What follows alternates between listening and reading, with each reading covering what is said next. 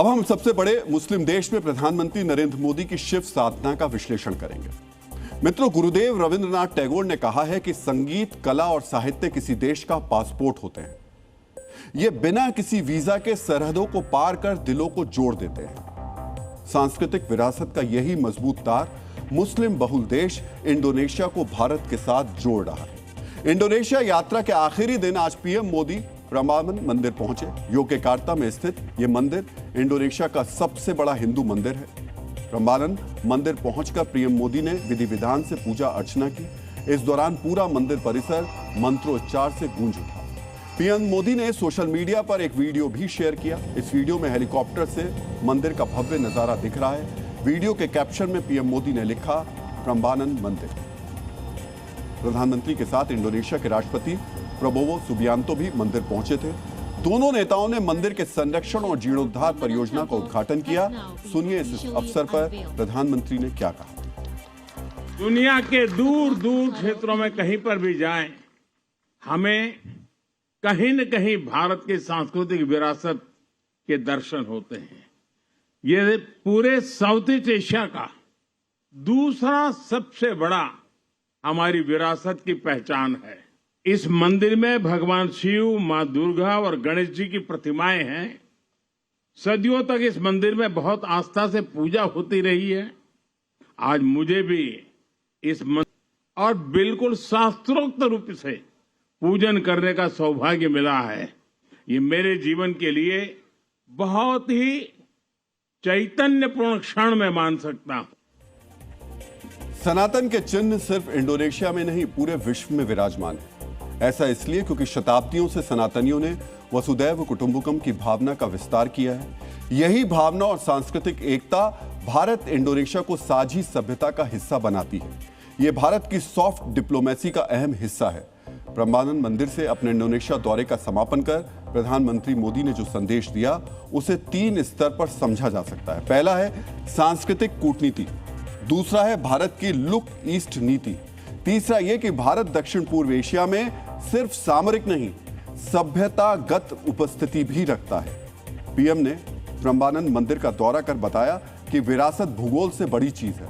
सांस्कृतिक धरोहर लोगों को सीमाओं के पार जोड़ती है। पीएम ने बताया कि प्रम्बानन मंदिर भारत इंडोनेशिया के हजारों वर्षों से अधिक पुराने सांस्कृतिक संबंधों का प्रमाण है। अतीत के ये संबंध भविष्य में साझेदारी की पूंजी है। कूटनीति में आमतौर पर आर्थिक हित जैसे बंदरगाह, समुद्री सुरक्षा, रक्षा और व्यापार को महत्व दिया जाता है, लेकिन भारत ने इस मंदिर के जीर्णोद्धार के जरिए साझी संस्कृति और पुरातत्व को महत्व दिया। यानी भारत ने बताया कि इंडोनेशिया के साथ संबंध केवल सामरिक साझेदारी तक सीमित नहीं है, ये सभ्यतागत साझेदारी से भी जुड़ते हैं।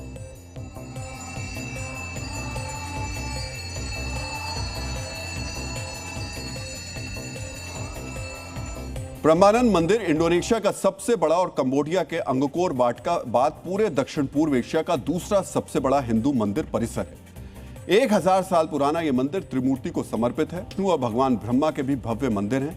परिसर में कुल 240 मंदिर हैं। इसमें 8 प्रमुख मंदिर हैं। यहाँ नंदी, गरुड़ और हंस का भी मंदिर है। प्रम्बानन मंदिर की दीवारों पर रामायण की पूरी कथा उकेरी गई है। राम कथा से जुड़ने के कारण प्रम्बानन मंदिर को इंडोनेशिया में अयोध्या का पवित्र दर्जा हासिल है।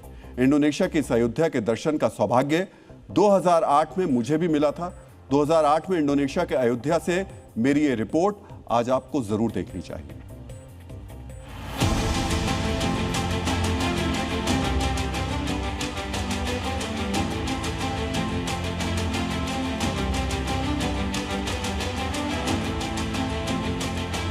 हम आपको लेकर चल रहे हैं इंडोनेशिया की सबसे खास जगह पर, वो जगह जिसे इंडोनेशिया के लोग राम की अयोध्या मानते हैं, वो जगह जिसमें इंडोनेशिया के लोग मानते हैं राम का कभी महल हुआ करता था, वो जगह जहां आज भी इंडोनेशिया के लोग राम की तलाश में दर दर घूमते रहते हैं, वो जगह जहां के पत्थर रामायण की कहानी को बयां करते हैं।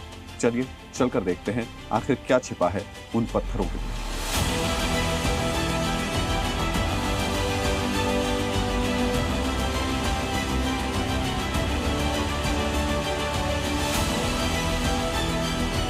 इंडोनेशिया के लोग इसी जगह को अपनी अयोध्या मानते हैं।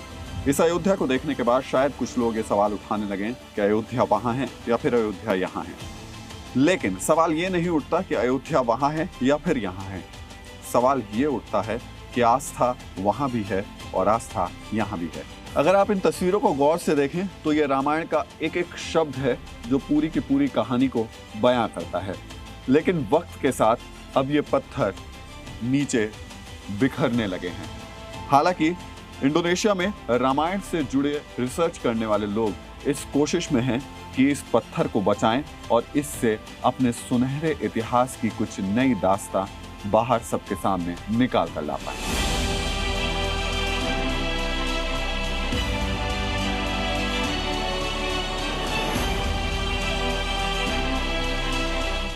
मेरे पीछे जो मंदिर बना है वो विष्णु के वाहन गरुड़ का मंदिर है। हजारों साल पुराने इस मंदिर के अंदर रखी हजारों साल पुरानी गरुड़ की मूर्ति अब गायब हो चुकी है, लेकिन आस्था अब भी बरकरार है। लिहाजा इंडोनेशिया में जैसे कि बाकी मंदिरों में होता है, इस मंदिर के अंदर किसी बाहर के आदमी को जाने की इजाजत नहीं है। यहाँ सिर्फ पुजारी ही जा सकता है।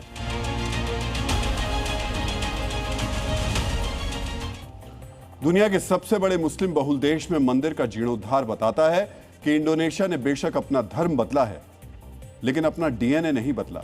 राष्ट्रपति प्रबोवो सुबियांतो ने 2025 में कहा था, मेरे अंदर इंडियन डीएनए है। यह जैविक या नस्लीय दावा नहीं है, यह सांस्कृतिक निकटता का प्रतीक है। इसी निकटता के कारण भारत प्रबंधन मंदिर के जीर्णोद्धार परियोजना में शामिल है। यही सांस्कृतिक निकटता भविष्य के मजबूत रिश्तों की सूत्रधार बनी।